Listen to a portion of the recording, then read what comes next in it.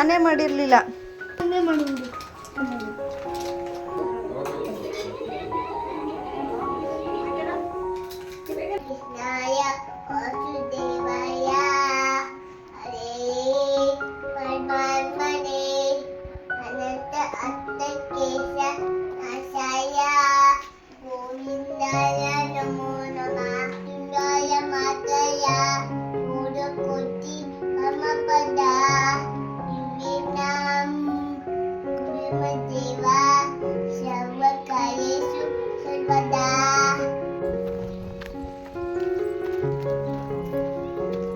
ಯಾವಾಗ ಸ್ಕೂಲ್ ಸೇರ್ಕೊಳ್ಳೋದು?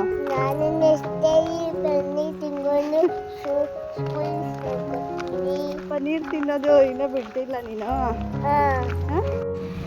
ಚೆನ್ನಾಗದ ಸರಿ. ಅಪ್ಪ ಹೆಂಗಾಯ್ತಾ? ಅಡ್ಕೊ ಬರೋ ಅಷ್ಟಲ್ಲಿ ಸುಸ್ತಾಯ್ತು. चलेगा चल प्लीज करना गाना गाना लगता है इतना नाम गाना बोलते हैं कि गाना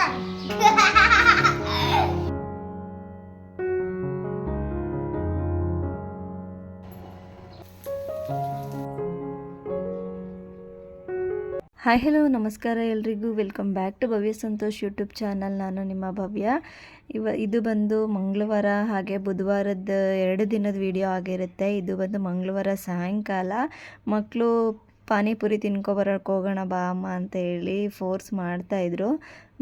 ಈಗ ಸ್ವಲ್ಪ ಟೈಮ್ ಕೂಡ ಆಗಿತ್ತು, ಸಂಜೆ ಆಗ್ತಾ ಬಂದಿತ್ತು, ಲೇಟ್ ಆಗಿಬಿಡುತ್ತೆ ಹೊರಗಡೆ ಹೋಗಿ ತಿನ್ಕೊಂಡು ಬಂದರೆ. ನನ್ನ ಹಸ್ಬೆಂಡ್ ಕೂಡ ಬಂದಿರಲಿಲ್ಲ, ಕೆಲಸ ಇರುತ್ತೆ ಅಂತೇಳಿ ಅವರು ಬಂದಿರಲಿಲ್ಲ. ನಾವೇ ನಡ್ಕೊಂಡು ಹೋಗಿ ತಿನ್ಕೊಂಡು ಬರೋಷ್ಟರಲ್ಲಿ ಫುಲ್ ಲೇಟ್ ಆಗಿಬಿಡುತ್ತೆ.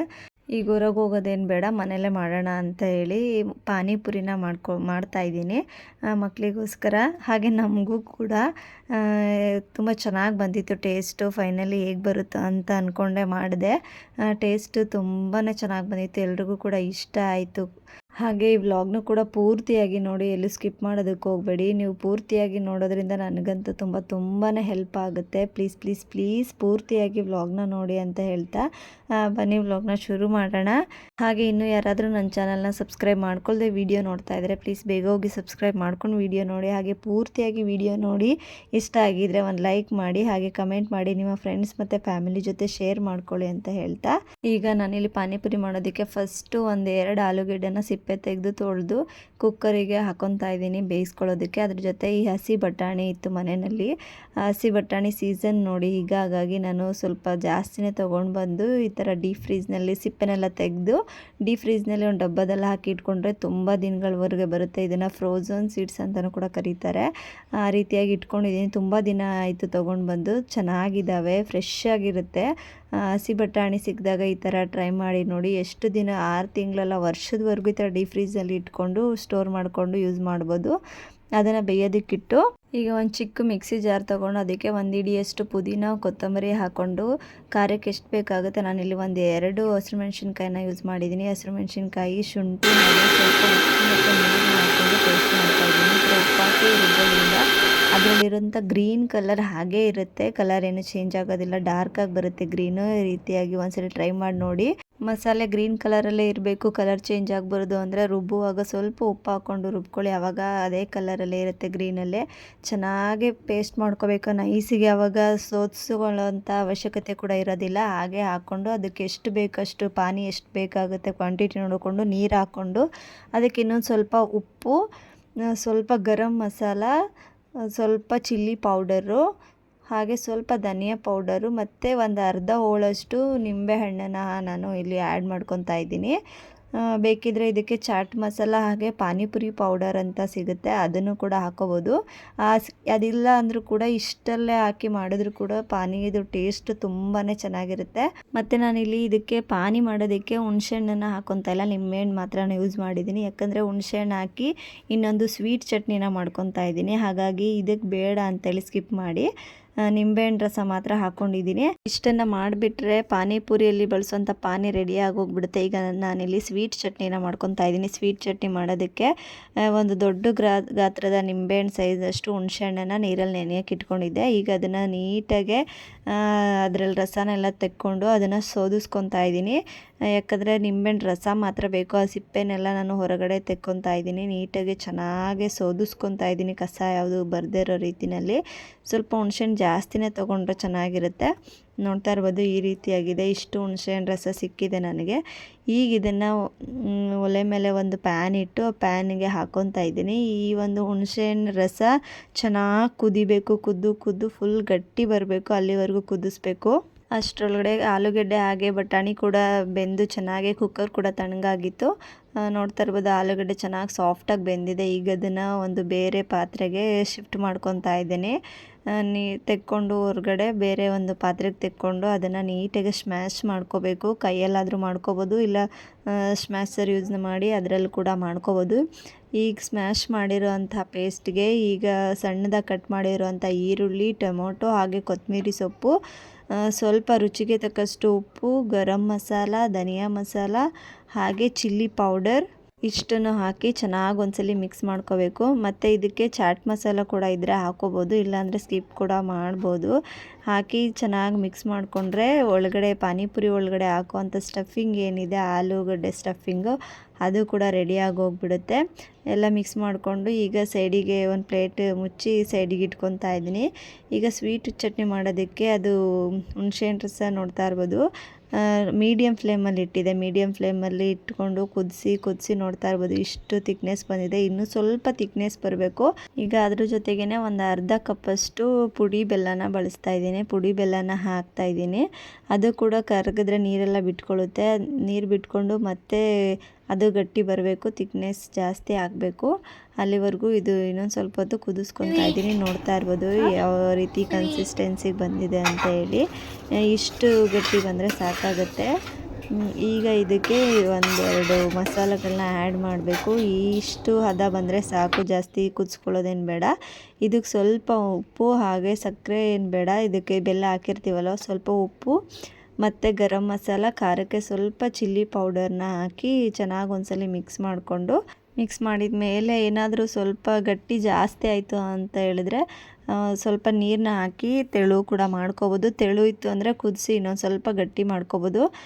ನಿಮ್ಗೆ ಗೊತ್ತಾಗುತ್ತೆ ಮಾಡುವಾಗ. ಚಟ್ನಿ, ಸ್ವೀಟ್ ಚಟ್ನಿ ಅಂಗಡಿಲೆಲ್ಲ ಯಾವ ರೀತಿಯಾಗಿ ಕೊಡ್ತಾರೆ ಆ ಒಂದು ಅದಕ್ಕಿದ್ರೆ ಸಾಕು. ಅದು ಗಟ್ಟಿ ಇದ್ದರೆ ಸ್ವಲ್ಪ ತೆಳು ಮಾಡ್ಕೊಳ್ಳಿ, ತೆಳು ಇದ್ದರೆ ಸ್ವಲ್ಪ ಗಟ್ಟಿ ಮಾಡ್ಕೊಳ್ಳಿ. ಇಷ್ಟು ಮಾಡಿದ್ರೆ ಸಾಕು. ಅಂಗಡಿಯಲ್ಲಿ ಸಿಗುವಂತಹ ಪಾನಿಪುರಿ ಸ್ವೀಟ್ ಮಸಾಲ ರೆಡಿ ಆಗಿ ಹೋಗ್ಬಿಡುತ್ತೆ. ನೋಡ್ತಾ ಇರ್ಬೋದು ಈ ರೀತಿಯಾಗಿ ಕಾಣ್ತಾ ಇದೆ. ಲೈಟಿಂಗ್ ಬೆಳಗ್ಗೆ ಜಾಸ್ತಿ ಡಾರ್ಕಾಗಿ ಕಾಣ್ತಾ ಇದೆ ಅಷ್ಟೇ. ಹುಣ್ಸೆಹಣ್ಣು ಯಾವ ಕಲರ್ ಇರುತ್ತೋ ಆ ಕಲರ್ ಬರುತ್ತೆ ಅಷ್ಟೇ. ನೆಕ್ಸ್ಟ್ ಇಲ್ಲಿ ಪಾನಿಪುರಿನ ಮಾಡ್ಕೊಳ್ಳೋದು ಒಂದು ಕೆಲಸ ಬಾಕಿ ಇತ್ತು. ಅಷ್ಟರಲ್ಲಿ ನನ್ನ ಹಸ್ಬೆಂಡ್ ಕೂಡ ಬಂದೇ ಬಿಟ್ಟರು ಬೇಗನೆ ಇವತ್ತು ಸ್ವಲ್ಪ. ಸರಿ ನಾನೇ ಮಾಡ್ತೀನಿ ಪೂರಿನ ಅಂತೇಳಿ ಅವರು ಮಾಡ್ತಾಯಿದ್ದಾರೆ, ಹೆಲ್ಪ್ ಮಾಡ್ತಾಯಿದ್ದಾರೆ ನನಗೆ. ಅಪ್ಪು ಖುಷಿನಾ ಪಾನಿಪುರಿ ತಿನ್ನಕ್ಕೆ?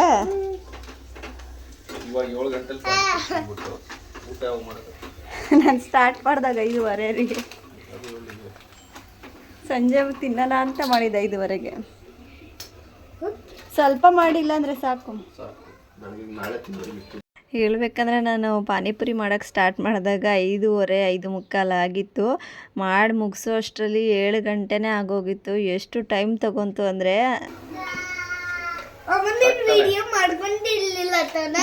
ಆನೇ ಮಾಡಿರಲಿಲ್ಲ. ಸಾಕು ಬಿಡು, ಒಂದೇ ಒಂದು ಹಂಗೆ ಮಾಡಿಬಿಡು ಬಿಡ್ರಿ ಸಾಕು. ಆಫ್ ಮಾಡಿಬಿಡೋದು ಗ್ಯಾಸು, ಅಷ್ಟರಲ್ಲೇ ಸಾಕು. ಇದು ಪೂರಿದು.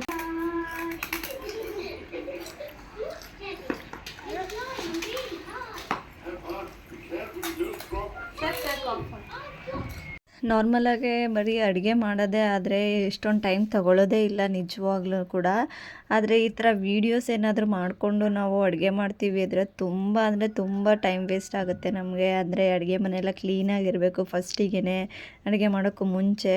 ಹಾಗೆ ಅಡುಗೆ ಮಾಡ್ತಾ ಕ್ಯಾಮ್ರಾ ಸೆಟ್ಟಿಂಗ್ ಮಾಡ್ಕೊಳ್ಳೋದ್ರಲ್ಲಿ ಈ ವ್ಯಾಂಗಲ್ ಆ ವ್ಯಾಂಗಲ್ ಅಂತ ಹೇಳಿ ಚೇಂಜ್ ಮಾಡ್ಕೊಳ್ತಾ ನಾವು ವೀಡಿಯೋದಲ್ಲಿ ಕರೆಕ್ಟಾಗಿ ಬರ್ತಿದೆಯಾ ಇಲ್ವಾ ಅಂತ ಚೆಕ್ ಮಾಡಿ ನಾವು ಅಡುಗೆ ಮಾಡೋ ಅಷ್ಟರಲ್ಲಿ 1 ಅವರಲ್ಲಿ ಆಗೋ ಅಡುಗೆ 2 ಅವರ್ ಟೈಮ್ ಹಿಡಿಯುತ್ತೆ, 2 ಅವರ್ 3 ಅವರ್ ಟೈಮ್ ಹಿಡಿಯುತ್ತೆ. ಹಾಗಾಗಿ ಸ್ವಲ್ಪ ಲೇಟ್ ಆಯಿತು. ಪರವಾಗಿಲ್ಲ, ಲೇಟ್ ಆದರೂ ಕೂಡ ಈ ಒಂದು ಟೇಸ್ಟ್ ಏನಿದೆ ತುಂಬ ಅಂದರೆ ತುಂಬ ಚೆನ್ನಾಗಿ ಬಂದಿತ್ತು. ನೋಡ್ತಾ ಇರ್ಬೋದು ಎಲ್ಲರೂ ಕೂಡ ಎಷ್ಟು ಇಷ್ಟಪಟ್ಟು ಎಷ್ಟು ತೃಪ್ತಿಯಿಂದ ತಿಂತಾ ಇದ್ದಾರೆ ಅಂದರೆ ನನಗೆ ಅಷ್ಟು ಖುಷಿ ಬೇಕಾಗಿತ್ತು ಅಷ್ಟೇ. ತುಂಬ ಚೆನ್ನಾಗಿತ್ತು ಟೇಸ್ಟ್ ಕೂಡ. ನೀವು ಕೂಡ ಒಂದ್ಸಲ ಟ್ರೈ ಮಾಡಿ ನೋಡಿ. ಅದೇ ಮಸಾಲೆ ಬೇಕು, ಈ ಚಾಟ್ ಮಸಾಲನೇ ಬೇಕು, ಪಾನಿಪುರಿ ಮಸಾಲನೇ ಬೇಕು, ಅದೇ ಇಲ್ಲ ಅಂದರೆ ಮಾಡೋಕ್ಕೆ ಆಗೋದಿಲ್ಲ ಅಂತೆಲ್ಲ ಏನೂ ಇಲ್ಲ. ಮನೆಯಲ್ಲಿ ಏನಿರುತ್ತೋ, ಯಾವ ಮಸಾಲೆ ಇರುತ್ತೋ ಅದನ್ನೇ ಹಾಕಿ ಮಾಡಿದ್ರೆ ಟೇಸ್ಟಲ್ಲಿ ಎರಡು ಮಾತೇ ಇಲ್ಲ, ಚೆನ್ನಾಗಿ ಬರುತ್ತೆ ಅಂತಲೇ ಹೇಳ್ಬೋದು. ಇವತ್ತು ನಾನು ಈ ಪಾನಿಪುರಿ ಮಾಡಿದ್ದು ಬಂದು ನನ್ನ ಮಗನಿಗೋಸ್ಕರ. ಅವನು ತುಂಬ ಸರಿ ಕೇಳ್ತಿದ್ದ, ಅಮ್ಮ ಪಾನಿಪುರಿ ಮಾಡಿಕೊಡಿಲ್ಲ, ಹೊರಗಡೆ ಹೋಗಿ ತಿನ್ಕೊಂಡು ಬರೋಣ ಅಂತೇಳಿ. ತುಂಬ ದಿನದಿಂದ ನಾನು ಕೂಡ ಡಿಲೇ ಮಾಡ್ತಾಯಿದ್ದೆ, ನಾಳೆ ಮಾಡೋಣ ಅಪ್ಪು, ನಾಳೆ ಮಾಡಿಕೊಡ್ತೀನಿ, ನಾಡಿದ್ದು ಮಾಡಿಕೊಡ್ತೀನಿ ಅಂತೇಳಿ.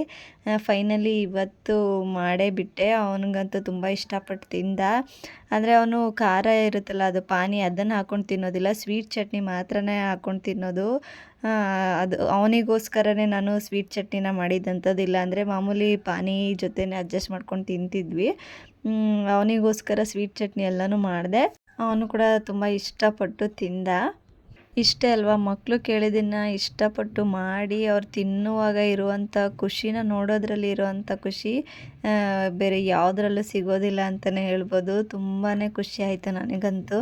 ಹಾಗೆ ಪಾನಿಪುರಿ ಎಲ್ಲ ತಿಂದು ಮುಗಿಸೋ ಅಷ್ಟರಲ್ಲಿ ಟೈಮ್ 8 ಗಂಟೆ ಆಗೋಗ್ಬಿಟ್ಟಿತ್ತು. ಆಲ್ರೆಡಿ ಎಲ್ರಿಗೂ ಕೂಡ ಹೊಟ್ಟೆ ತುಂಬ್ದಂಗೆ ಅನಿಸ್ತಾಯಿತ್ತು. ಊಟ ಏನೋ ಬೇಡ ಅಂತಲೇ ಅನಿಸ್ತಾಯಿತ್ತು. ಬಟ್ ನೈಟಲ್ಲಿ ಈ ಥರ ಊಟ ತಿಂದಿರೋ ಖಾಲಿ ಹೊಟ್ಟೆಲಿ ಮಲ್ಕೊಳ್ಳೋದು ಅಷ್ಟಾಗಿ ಸರಿ ಇಲ್ಲ ಅಂತೇಳಿ ಸಿಂಪಲ್ಲಾಗಿ ಏನಾದರೂ ಮಾಡೋಣ ಅಂತೇಳಿ ಇವತ್ತು ದಾಲ್ ಕಿಚಡಿನ ಮಾಡಿದ್ದೆ. ಅದು ಕೂಡ ಟೇಸ್ಟ್ ಚೆನ್ನಾಗಿತ್ತು. ರೆಸಿಪಿ ಶೂಟ್ ಮಾಡ್ಕೊಂಡಿರಲಿಲ್ಲ. ಯಾರಿಗಾದರೂ ಬೇಕು ಅಂತ ಹೇಳಿದ್ರೆ ದಾಲ್ ಕಿಚಡಿ ರೆಸಿಪಿ ಕಮೆಂಟ್ ಮೂಲಕ ತಿಳಿಸಿ, ಅದನ್ನು ಯಾವತ್ತಾದರೂ ಶೇರ್ ಮಾಡ್ಕೊತೀನಿ. ಇನ್ನು ನನ್ನ ಹಸ್ಬೆಂಡ್ಗಂತೂ ಫೋನ್ ಕಾಲ್ಸ್ ಬರ್ತಾನೆ ಇತ್ತು. ಹಾಗಾಗಿ ಸ್ವಲ್ಪ ಹೊತ್ತು ತಿಂದು ಈಗ ಹೋದರು. ಸ್ವಲ್ಪ ಕೆಲಸ ಇತ್ತು ಅಂತೇಳಿ ಅವರು ರೂಮಲ್ಲಿ ಕೂತ್ಕೊಂಡು ಕೆಲಸ ಮಾಡ್ತಾಯಿದ್ರು ಅವ್ರ ಪಾಡಿಗೆ ಅವರು.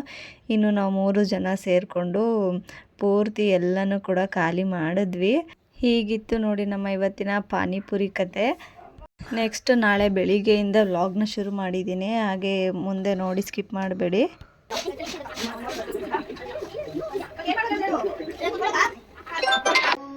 ಕೃಷ್ಣಾಯ ವಾಸುದೇವಾಯ ಹರೇ ಪರಮಾತ್ಮನೇ ಅನಂತ ಅರ್ಥಕೇಶ ನಾಶಾಯ ಗೋವಿಂದಾಯ ನಮೋ ನಮಃ.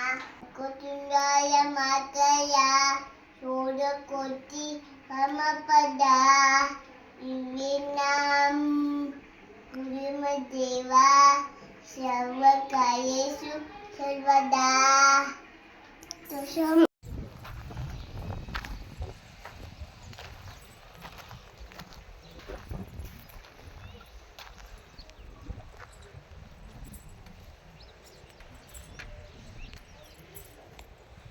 ನೆಕ್ಸ್ಟ್ ಡೇ ಇದು ಬುಧವಾರ ದಿನದ ವ್ಲಾಗು. ಬುಧವಾರ ಇವತ್ತು ಹುಣ್ಣಿಮೆ ಕೂಡ ಇತ್ತು. ಹಾಗಾಗಿ ಸ್ವಲ್ಪ ಬೇಗನೆ ಎದ್ದಿದ್ದೆ. ಬೇಗ ಎದ್ದಿದ್ದರಿಂದ ಎಲ್ಲ ಕೆಲಸಗಳು ಕೂಡ ಬೇಗನೆ ಆಯಿತು. ಮನೆಯೆಲ್ಲ ಕ್ಲೀನ್ ಮಾಡಿ ನಾವು ಕೂಡ ಫ್ರೆಶ್ ಅಪ್ ಆಗಿ ತಿಂಡಿ ಎಲ್ಲ ಮಾಡಿ ಅಪ್ಪುಗೂ ಕೂಡ ಸ್ಕೂಲಿಗೆ ಕಳಿಸಿ ಮನೇಲಿ ಪೂಜೆ ಎಲ್ಲ ಮುಗಿಸ್ಕೊಂಡು ಈಗ ದೇವಸ್ಥಾನಕ್ಕೆ ಹೋಗೋಣ ಅಂತೇಳಿ ಬಂದಿದ್ದೀವಿ. ಈ ದೇವಸ್ಥಾನನ ತುಂಬ ಸರಿ ನೋಡಿದ್ದೀವಿ, ರೋಡಲ್ಲಿ ಹೋಗಬೇಕಾದ್ರೆ ಎಲ್ಲ ನೋಡ್ತಾ ಇದ್ವಿ, ಬಟ್ ಬಂದಿರಲಿಲ್ಲ ಯಾವತ್ತೂ ಕೂಡ. ಇದೇ ಫಸ್ಟ್ ಟೈಮ್ ಬಂದಿರೋ ಅಂಥದ್ದು ದೇವಸ್ಥಾನಕ್ಕೆ. ಅಂದರೆ ಹೊರಗಡೆಯಿಂದ ರೋಡಲ್ಲಿ ಓಡಾಡಬೇಕಾದ್ರೆ ಈ ದೇವಸ್ಥಾನನ ನೋಡ್ತಾ ಇದ್ವಿ. ತುಂಬ ಚೆನ್ನಾಗಿ ಕಾಣ್ತಾಯಿತ್ತು ಹೊರಗಡೆಯಿಂದ. ಯಾವಾಗಲಾದರೂ ಒಂದ್ಸರಿ ಹೋಗೋಣ ಅಂತೇಳಿ ಅಂದ್ಕೊಂಡಿದ್ವಿ. ಇವತ್ತು ಬಂದ್ವಿ. ಆದರೆ ಬಂದ ಮೇಲೆ ನಮ್ಗೆ ಗೊತ್ತಾಯಿತು ಇಲ್ಲಿ ಇನ್ನೂ ದೇವರ ವಿಗ್ರಹನೇ ಇನ್ನೂ ಪ್ರತಿಷ್ಠಾಪನೆನೇ ಮಾಡಿಲ್ಲ, ದೇವಸ್ಥಾನನ ಇನ್ನೂ ಓಪನ್ ಕೂಡ ಮಾಡಿಲ್ಲ. ಈಗ ಕನ್ಸ್ಟ್ರಕ್ಷನ್ ನಡೀತಾ ಇದೆ ಅಂತೇಳಿ. ಬಟ್ ನಮ್ಗೆ ಹೊರಗಡೆಯಿಂದ ಆ ರೀತಿಯಾಗಿ ಕಾಣಿಸ್ತಾನೆ ಇರಲಿಲ್ಲ. ತುಂಬ ಚೆನ್ನಾಗಿ ಕಾಣ್ತಾಯಿತ್ತು. ಒಂಥರ ಬೆಟ್ಟದ ಮೇಲೆ ದೇವಸ್ಥಾನ ಇರೋ ರೀತಿಯಲ್ಲಿ ಈ ಚೆನ್ನಾಗಿರ್ಬೋದೇನೋ. ಒಳಗಡೆ ಎಲ್ಲ ಇರುತ್ತೆ ದೇವರು. ನಾವು ಹೊರಗಡೆಯಿಂದ ನಮ್ಗೆ ಗೊತ್ತಿರಲಿಲ್ವಲ್ಲ, ಚೆನ್ನಾಗಿರುತ್ತೆ, ಹೋಗಿ ಬರೋಣ ಅಂತೇಳಿ ಬಂದ್ವಿ. ಬಟ್ ಇನ್ನೂ ದೇವಸ್ಥಾನ ಓಪನ್ ಆಗಿಲ್ಲ. ಓಪನ್ ಆದಮೇಲೆ ಒಂದ್ಸಲ ಬರೋಣ ಅಂತೇಳಿ. ಬಟ್ ಅಲ್ಲಿ ಒಂದು ಸೈಡಲ್ಲಿ ಚಿಕ್ಕದಾಗೆ ಒಂದು ಒಳಗಡೆ ಫೋಟೋನ ಇಟ್ಟು ಅಲ್ಲಿ ಪೂಜೆ ಮಾಡ್ಕೋತಾಯಿದ್ರು. ಒಂದಿಬ್ಬರು ಸಿಕ್ಕಿದ್ರು ನಮಗೆ ಬರ್ತಾ. ಅವ್ರು ಹೇಳಿದ್ರು ಇನ್ನೂ ಇದು ಓಪನ್ ಆಗಿಲ್ಲ, ಪೂಜೆನ ಇಲ್ಲೇ ಮಾಡ್ಕೊಳ್ಳಿ ಕೆಳಗಡೆ ಅಂತ ಹೇಳಿ. ನಾವು ಕೂಡ ತಗೊಂಡೋಗಿದ್ದಂತಹ ಹೂವು ಎಲ್ಲನೂ ಇಟ್ಟು ಪೂಜೆ ಎಲ್ಲ ಮಾಡಿದ್ವಿ. ಮಾಡಿಕೊಂಡು ಅಲ್ಲೇ ಕೈ ಮುಕ್ಕೊಂಡು ಬಂದ್ವಿ. ಏನು ಮಾಡೋಕ್ಕಾಗುತ್ತೆ, ಅದು ಗೊತ್ತಿಲ್ದಿರ ಬಂದಿರೋ ಅಂಥದ್ದು. ಬಂದರೂ ಕೂಡ ದೇವ್ರ ದರ್ಶನ ಸಿಕ್ತು ಅಲ್ಲಿ ಒಳಗಡೆ. ಇಲ್ಲಿ ಇರುವಂಥ ಚಾಮುಂಡೇಶ್ವರಿ ಇತ್ತು. ಇಲ್ಲಿ ಈ ದೇವಸ್ಥಾನ ಬಂದು ಚಾಮುಂಡೇಶ್ವರಿದು, ಅದ್ರದ್ದು ಫೋಟೋನ ಇಟ್ಟು ಒಳಗಡೆ ಅಲ್ಲಿ ದೀಪ ಎಲ್ಲ ಅಂಟಿಸಿ ಅಲ್ಲಿ ಪೂಜೆ ಮಾಡಿದರು. ನಾವು ಕೂಡ ಅಲ್ಲೇ ಮಾಡಿದ್ವಿ. ಈ ಒಂದು ಫೋಟೋ ದರ್ಶನ ಆದರೂ ಸಿಗ್ತಲ್ಲ ಅಂತೇಳಿ ಇಲ್ಲೇ ಕೈ ಮುಕ್ಕೊಂಡು ಹೊರಟು ಬಂದ್ವಿ. ಆದರೆ ಹೊರಗಡೆಯಿಂದ ನೋಡಿದ್ರೆ ದೇವಸ್ಥಾನ ತುಂಬ ಚೆನ್ನಾಗಿದೆ. ಈ ದೇವಸ್ಥಾನಕ್ಕೆ ಮೆಟ್ಲುಗಳನ್ನ ಹತ್ತು ಬರ್ತಿದ್ರೆ ನಮ್ಮೂರ ಕಡೆ ಒಂದು ದೇವಸ್ಥಾನ ಇದೆ, ಬೆಟ್ಟದ ಮಾದಪ್ಪ ಅಂತ ಹೇಳಿ. ಶಿವರಾತ್ರಿ ಟೈಮಲ್ಲಿ ಫೇಮಸ್ ಅದು. ನಡ್ಕೊಂಡು ಹೋಗುವಂಥದ್ದು, ಬೆಟ್ಟದಲ್ಲಿ ಇರುವಂಥದ್ದು, ಕಾಡಲ್ಲಿ ಇರುವಂಥದ್ದು ದೇವಸ್ಥಾನ. ನಮ್ಮೂರಿಂದ ಒಂದು 4-5 ಕಿಲೋಮೀಟರ್ ಆಗುತ್ತೆ. ನಾವು ಚಿಕ್ಕವರಿರುವಾಗ ಒಂದು 4-5 ಕಿಲೋಮೀಟರು ನಡ್ಕೊಂಡೇ ಹೋಗ್ತಾಯಿದ್ವಿ ಹೊಲಗಳ ಮೇಲೆ. ಆ ಒಂದು ಇದು ನಮಗೆ ನೆನಪಾಗ್ತಾಯಿತ್ತು. ಅದನ್ನೆಲ್ಲ ನೆನಪಿಸ್ಕೊಳ್ತಾ ನಾನು ನನ್ನ ಹಸ್ಬೆಂಡು ಮಾತಾಡ್ಕೊಳ್ತಿದ್ವಿ. ಹಾಗೆ ಈ ಸಲ ಊರಿಗೆ ಹೋಗಿದಾಗ ಒಂದು ಸರಿ ಅಲ್ಲಿ ದೇವಸ್ಥಾನಕ್ಕೆ ಹೋಗಿ ಬರೋಣ ಅಂತ ಹೇಳಿ ಮಾತಾಡಿಕೊಂಡು ಬಂದ್ವಿ ಮನೆಗೆ. ನಮ್ಮನ್ನ ಮನೆ ಹತ್ರ ಬಿಟ್ಟು ನನ್ನ ಹಸ್ಬೆಂಡು ಆಫೀಸ್ಗೆ ಹೊರಟ್ರು. ಎಲ್ಲ ಮುಗಿಸ್ಕೊಂಡು ಮನೆಗೆ ಬಂದು ನಾವು ತಿಂಡಿ ಮಾಡೋದ್ರಲ್ಲಿ ಒಂದು 11:30-12 ಗಂಟೆ ಆಗೇ ಹೋಯ್ತು. ತಿಂಡಿ ಮುಗಿಸಿ 10 ನಿಮಿಷ ಹೇಗೆ ಕೂತಿದ್ವೋ ಟೈಮ್ ಆಗೇ ಹೋಯ್ತು. ಅಪ್ಪನ ಸ್ಕೂಲಿಂದ ಕರ್ಕೊಂಡು ಬರೋದು. ನನ್ನ ಹಸ್ಬೆಂಡು ಲೇಟಾಗಿ ಹೋಗಿದ್ರಲ್ಲ, ಸರಿ ಇವತ್ತು ನೀವೇ ಕರ್ಕೊಬನ್ನಿ ಟೈಮ್ ಆಗಿದೆ ಅಂತ ಹೇಳಿದರು. ನಾನು ಸರಿ ಸ್ಕೂಲ್ ಹತ್ರ ಹೊರಟಿದ್ದೀವಿ ಅಪ್ಪನ ಕರ್ಕೊಂಡು ಬರೋಣ ಅಂತ ಹೇಳಿ. ನೀನು ಯಾವಾಗ ಸ್ಕೂಲ್ ಸೇರ್ಕೊಳ್ಳೋದು? ನಾನು ನೆಕ್ಸ್ಟ್ ಬನ್ನಿ ತಿಂಗಳು ಸ್ಕೂಲ್ ಸೇರ್ಕೊತೀನಿ. ಪನ್ನೀರ್ ತಿನ್ನೋದು ಇನ್ನೂ ಬಿಟ್ಟಿಲ್ಲ ನೀನು. ಪನ್ನೀರ್ ತಿನ್ನಲಿಲ್ಲ ಅಂದರೆ ನೀನು ದೊಡ್ಡ ಆಗಲ್ವಾ? ಪನ್ನೀರ್ ತಿಂತೀನಿ, ಅದೇ ನಾನು ದೊಡ್ಡ ಆಯ್ತೀನಿ. ಹೌದಾ? ಮತ್ತು ಬೇಗ ಬೇಗ ತಿನ್ನು ಪನ್ನೀರು, ಬೇಗ ದೊಡ್ಡಕ್ಕಾಗೋ, ಅವಾಗ ಬೇಗ ಸ್ಕೂಲ್ ಸೇರ್ಕೋಬೋದು. ಸರಿನಾ? ಹಾಂ ಸರಿನಾ? ಇವಾಗಲೇ ಬಿಟ್ಬಿಟ್ಟು ಬಂದ್ಬಿಡ್ಲ ಸ್ಕೂಲ್ಗೆ? ನೀನು ಅಲ್ಲೇ ಇರು, ನಾನು ಅಪ್ಪನ ಮಾತ್ರ ಕರ್ಕೊಬರ್ತೀನಿ. ಹಾಂ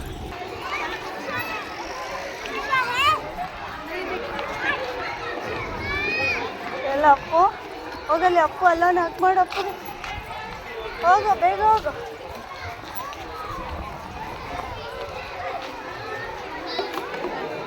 ಏ ಅಪ್ಪು ಇಳಿ, ಮ್ಯಾಮ್ ಕರೀತಲ್ವ ಅಲ್ಲಿ ಇಳಿ.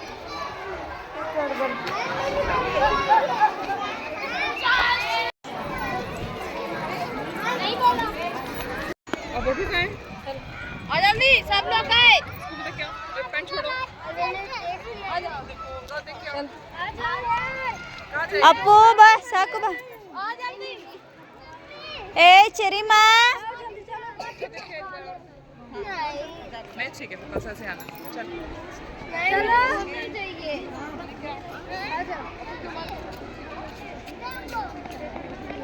ಏ ಅಪ್ಪು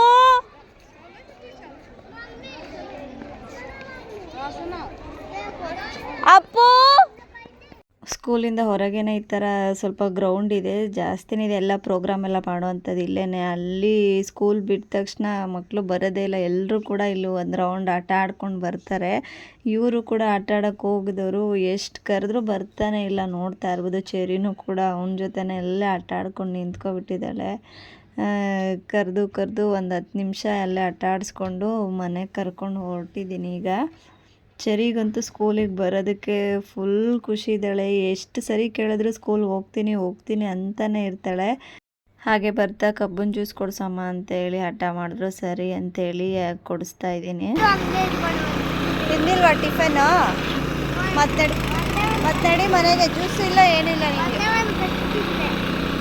ಸರಿಮಾ, ಏನು ಬೇಕು? ಇಲ್ಲಿ ನೋಡು, ಏನು ಬೇಕು? ಜ್ಯೂಸು ಚೆನ್ನಾಗದ ಸರಿ? ಅಪ್ಪು ಹೆಂಗಾಯ್ತಾ? ಹಾಂ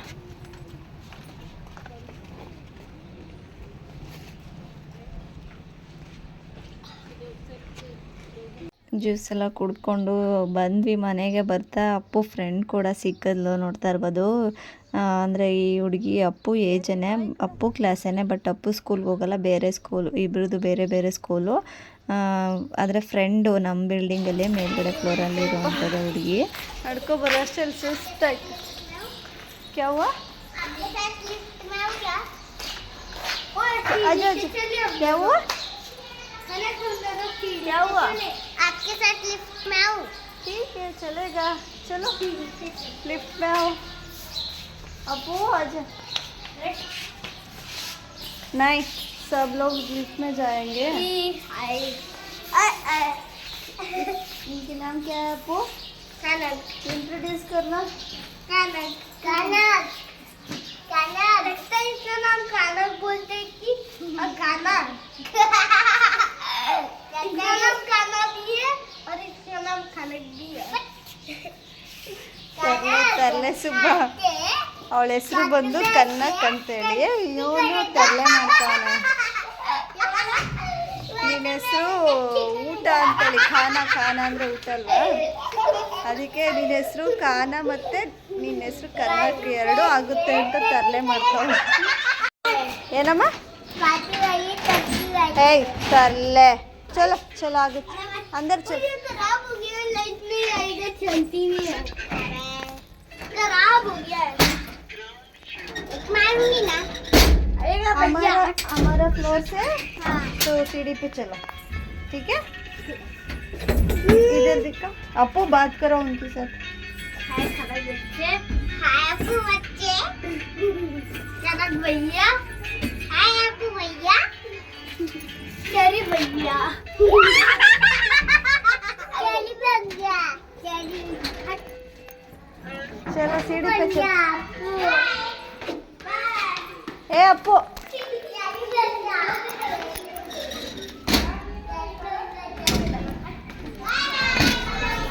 ಇನ್ನು ಸ್ಕೂಲಿಂದ ಕರ್ಕೊಂಡು ಬಂದು ಅವ್ರಿಗೆ ಊಟದೆಲ್ಲ ತಿನ್ನಿಸಿ ಮಕ್ಳಿಗೆ ಅವ್ರನ್ನೂ ಕೂಡ ಮಲಗಿಸಿದ್ದೆ. ನನ್ನ ಹಸ್ಬೆಂಡು ಕೂಡ ಊಟಕ್ಕಂತ ಹೇಳಿ ಬಂದರು. ಬರ್ತಾ ಹಾಗೆ ಈ ಒಂದು ಪಾರ್ಸಲ್ನ ತೊಗೊಂಡು ಬಂದರು.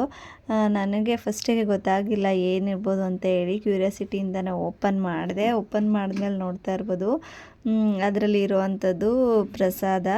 ಸೌತಡ್ಕ ಮಹಾಗಣಪತಿ ದೇವಸ್ಥಾನದಿಂದ ಬಂದಿರೋ ಅಂತಹ ಮಹಾಪ್ರಸಾದ ಅಂತಲೇ ಹೇಳ್ಬೋದು. ಅಂದರೆ ಹೇಗೆ ಬಂತು ಅಂತ ಹೇಳಿದ್ರೆ, ಊರಿಂದ ನನ್ನ ಹಸ್ಬೆಂಡ್ ಅವ್ರ ತಮ್ಮ ಧರ್ಮಸ್ಥಳ ಟ್ರಿಪ್ ಹೋಗಿದ್ರು. ಧರ್ಮಸ್ಥಳ ಹಾಗೆ ಇನ್ನು ಬೇರೆ ಬೇರೆ ಪ್ಲೇಸೆಲ್ಲ ಹೋಗಿ ಬಂದರು. ಅವರು ಹೋದಾಗ ಅವ್ರಿಗೆ ಈ ಒಂದು ಸೌತಡ್ಕ ಗಣಪತಿ ದೇವಸ್ಥಾನದಿಂದ ಪ್ರಸಾದನ ತೊಗೊಂಡು ಬಾ ನಮಗೂ ಅಂತೇಳಿ ನನ್ನ ಹಸ್ಬೆಂಡ್ ಹೇಳಿದ್ರಂತೆ. ನನಗೆ ಗೊತ್ತಿಲ್ಲ, ಇವತ್ತೇ ಹೇಳ್ತಾ ಇರೋದು ಅವರು ನನ್ನ ಜೊತೆ. ತಗೊಂಡು ಬಂದು ಅವರು ಕೊರಿಯರ್ ಮಾಡಿದರು ಇಲ್ಲಿಗೆ ಗುಜರಾತ್ಗೆ. ಊರಿಂದ ಕೊರಿಯರ್ ವ್ಯವಸ್ಥೆ ಇರುತ್ತಲ್ಲ ಅದರಲ್ಲಿ ಕೊರಿಯರ್ ಮಾಡಿದರು. ಅದು ಇವತ್ತು ಮಧ್ಯಾಹ್ನ ಬಂತು ನಮ್ಮ ಕೈಗೆ ಸೇರಿತು. ನಾನು ಇದ್ರೊಳಗಡೆ ನಾನು ಫ್ರಿಜ್ಗೆ ಅಂತ ಹೇಳಿ ಒಂದೆರಡು ಐಟಮ್ಸ್ನ ಬುಕ್ ಮಾಡಿದ್ದೆ. ಅದೇ ಇರ್ಬೋದೇನೋ, ಅದೇ ಬಂದಿರೋದು, ಇನ್ನೇನಿರಲ್ಲ ಅಂತೇಳಿ ಅಂದ್ಕೊಂಡು ಓಪನ್ ಮಾಡ್ತಿದ್ದೆ. ಬಟ್ ನೋಡಿದ್ಮೇಲೆ ತುಂಬ ಖುಷಿಯಾಯಿತು. ದೇವಸ್ಥಾನದಿಂದ ಅಷ್ಟು ದೂರದಿಂದ ಕರ್ನಾಟಕದಲ್ಲಿರುವಂತಹ ಸೌತಡ್ಕ ಮಹಾಗಣಪತಿ ದೇವಸ್ಥಾನದಿಂದ ಈ ಗುಜರಾತ್ವರೆಗೂ ಪ್ರಸಾದ ಬಂದಿದೆ ಅಂತೇಳಿ ನನಗಂತೂ ತುಂಬಾ ಖುಷಿಯಾಯಿತು. ಒಂದು ಪ್ಲೇಟಿಗೆ ಹಾಕ್ಕೊಂಡು ಹಾಗೆ ಸಣ್ಣ ಮಾಡಿಕೊಂಡು ಒಂದು ಸ್ವಲ್ಪ ಬಾಯಿಗೆ ಹಾಕ್ಕೊಂಡೆ. ತುಂಬ ಖುಷಿಯಾಯಿತು, ದೇವರ ಆಶೀರ್ವಾದ ಸಿಕ್ತು ಅಂತ ಹೇಳಿ. ಇನ್ನು ಸಂಜೆ ಮಕ್ಕಳಿಗೆ ಸ್ನ್ಯಾಕಾಗಿ ಏನಾದರೂ ಮಾಡಿಕೊಡೋಣ ಅಂತ ಹೇಳಿ 1-2-3 ಸ್ವೀಟ್ ಪೊಟೊಟೊ ಗೆಣಸಿತ್ತು. ಹಾಗಾಗಿ ಅದನ್ನು ಹಾಗೆ ಬೇಯಿಸ್ಕೊಟ್ರೆ ಮಕ್ಕಳಂತೂ ತಿನ್ನೋದೇ ಇಲ್ಲ. ತುಂಬ ಸರಿ ಟ್ರೈ ಮಾಡಿದ್ದೀನಿ, ಸಿಪ್ಪೆಲ್ಲ ತೆಗೆದುಕೊಟ್ರು ಬೇಯಿಸಿ ತಿನ್ನೋದೇ ಇಲ್ಲ.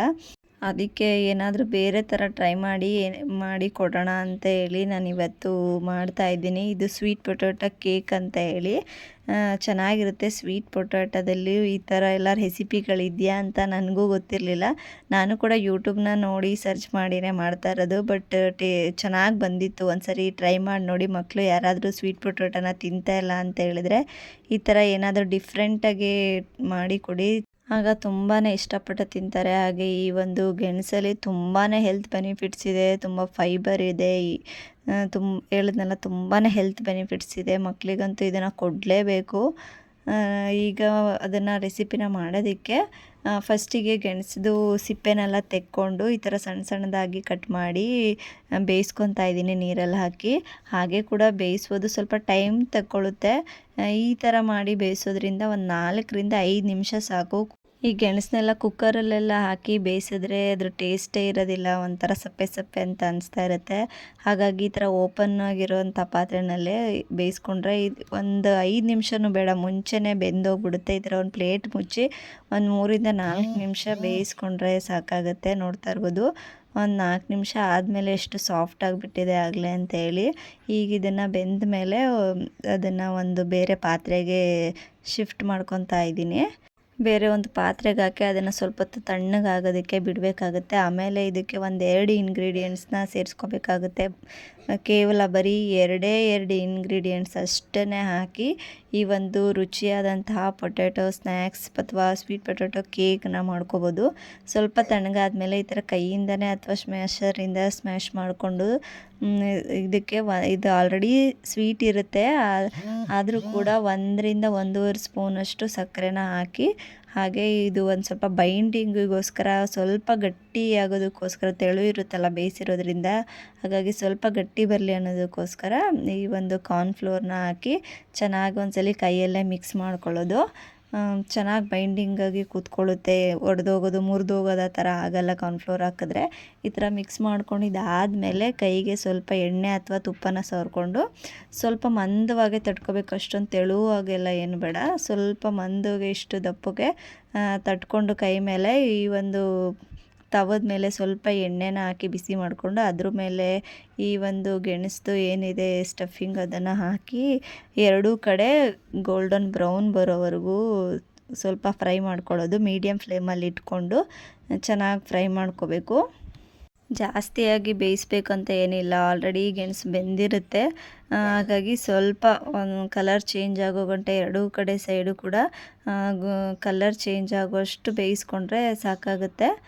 ಈ ರೀತಿಯಾಗಿ ನೋಡ್ತಾ ಇರ್ಬೋದು, ಒಂದು ಸೈಡ್ ಆದಮೇಲೆ ಮತ್ತೆ ಇನ್ನೊಂದು ಸೈಡ್ ಕೂಡ ಚೇಂಜ್ ಮಾಡಿ ಬೇಯಿಸ್ಕೊತಾ ಇದ್ದೀನಿ.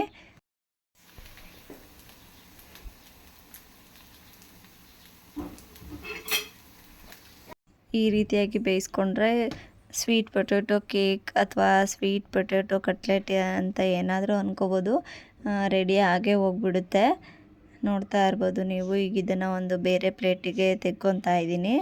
ಈಗ ಇದನ್ನು ಹಾಗೆ ಕೂಡ ತಿನ್ಬೋದು, ಇಲ್ಲಾಂದರೆ ಕೆಚಪ್ಪು ಅಥವಾ ಟೊಮೆಟೊ ಸಾಸ್ ಏನಾದರೂ ಇದ್ದರೆ ಅದ್ರ ಜೊತೆ ಕೂಡ ತಿನ್ಬೋದು. ಇಲ್ಲಾಂದರೆ ಈ ಥರ ಸ್ವಲ್ಪ ಮನೆಯಲ್ಲಿ ಹನಿ ಕೂಡ ಇತ್ತು, ಅದನ್ನು ಸ್ವಲ್ಪ ಈ ಥರ ಮೇಲೆಲ್ಲ ಸ್ಪ್ರೆಡ್ ಮಾಡಿ ಕೊಟ್ಟಿದ್ದೆ ಮಕ್ಕಳಿಗೆ. ತುಂಬಾ ಇಷ್ಟಪಟ್ಟು ತಿಂದರು. ಬೇಕಿದ್ದರೆ ಇದಕ್ಕೆ ಸಕ್ಕರೆ ಬೇಡ ಅಂತ ಅನ್ಸಿದ್ರೆ ಬೆಲ್ಲ ಪೌಡರ್ ಬೇಕಾದರೂ ಹಾಕ್ಕೋಬೋದು, ಬೆಲ್ಲದ ಪೌಡರ್. ಇಲ್ಲಾಂದರೆ ಎರಡೂ ಸ್ಕಿಪ್ ಮಾಡಿ ಹಾಗೆ ಕೂಡ ಮಾಡ್ಕೋಬೋದು. ಸ್ವೀಟ್ ಪೊಟ್ಯಾಟೊ ಸ್ವಲ್ಪ ಸ್ವೀಟ್ ಇದ್ದರೆ ಸಾಕು, ಹಾಗೆ ತಿನ್ಕೊತೀವಿ ಅನ್ನೋರಿದ್ದರೆ ಸ್ವೀಟ್ನ ಯೂಸ್ ಮಾಡದೆ ಹಾಗೆ ಕೂಡ ಮಾಡ್ಕೋಬೋದು. ಮಕ್ಕಳಿಗೆ ಸ್ವಲ್ಪ ಸ್ವೀಟ್ ಕೇಳ್ತಾರಲ್ಲ, ಹಾಗಾಗಿ 1 ಸ್ಪೂನು ಸಕ್ಕರೆನ ಯೂಸ್ ಮಾಡಿದ್ರೆ ಅಥವಾ ಬೆಲ್ಲನ ಯೂಸ್ ಮಾಡಿದ್ರೆ ಸ್ವೀಟಾಗಿ ತುಂಬಾ ಚೆನ್ನಾಗಿರುತ್ತೆ. ನನಗಂತೂ ಮಕ್ಕಳಿಗಿಂತ ನನಗೆ ಇಷ್ಟ ಆಯಿತು. ಮತ್ತು ಇನ್ನೊಂದು ಸರಿ ತಂದಾಗ ಇದೇ ಥರ ರೆಸಿಪಿನ ಮಾಡಬೇಕು ಅಂತ ಕೂಡ ಅನಿಸ್ತು ನನಗೆ. ನೋಡ್ತಾ ಇರೋದು ಎಷ್ಟು ಚೆನ್ನಾಗಿ ಇಷ್ಟಪಟ್ಟು ತಿಂತಾ ಇದ್ದಾರೆ ಮಕ್ಕಳಿಗೆ ಅಂತ ಹೇಳಿ. ಮಕ್ಕಳಿಗೆ ಈ ಥರ ಗೆಣಸನ್ನು ಕೊಡೋದು ತುಂಬಾ ಆರೋಗ್ಯಕ್ಕೆ ಒಳ್ಳೆಯದು. ಫೈಬರ್ ಕಂಟೆಂಟ್ ಜಾಸ್ತಿ ಇರುತ್ತೆ. ಮೋಷನ್ ಪ್ರಾಬ್ಲಮ್ ಎಲ್ಲ ಇದ್ದರೆ ಈ ಒಂದು ಗೆಣಸನ್ನ ತಿನ್ನೋದ್ರಿಂದ ಒಂದು ಮೋಷನ್ ಪ್ರಾಬ್ಲಮ್ ಎಲ್ಲ ಕ್ಲಿಯರ್ ಆಗುತ್ತೆ. ಮತ್ತು ದಪ್ಪ ಆಗ್ತಾರೆ ಅಂತ ಹೇಳ್ತಾರೆ, ಗೊತ್ತಿಲ್ಲ ನನಗೆ. ಜಾಸ್ತಿ ತಿನ್ನಲ್ಲ ಮಕ್ಕಳು ನಮ್ಮ ಮನೆಯಲ್ಲಿ ಹಾಗೆ ಬೇಯಿಸ್ಕೊಟ್ಟಾಗ, ಅದಕ್ಕೋಸ್ಕರ ಈ ಥರ ಬೇರೆ ಬೇರೆ ಥರ ಏನಾದರೂ ಟ್ರೈ ಮಾಡಿ ಕೊಟ್ಟಿದ್ದೀನಿ ಅಷ್ಟೇ.